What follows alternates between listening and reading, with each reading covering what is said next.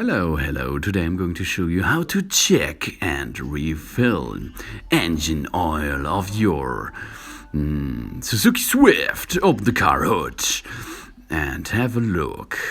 There is the engine, and there it is. This yellow stick is the dipstick, the oil dipstick. Extract the oil dipstick and have a look.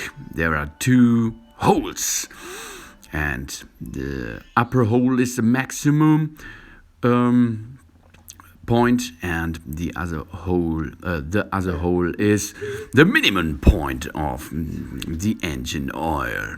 Now push the dipstick back in position after you had cleaned it, and the engine is warm, but the engine relaxed for 10 minutes. Extract it again and have a look. And as you can see, it's in the middle of minimum and maximum. This is enough. But if the oil is dipping at the minimum range or point, you have to refill a little bit of oil. And there it is, the oil cover, extracted by rotating at left turn, and there you have to inflate the new oil.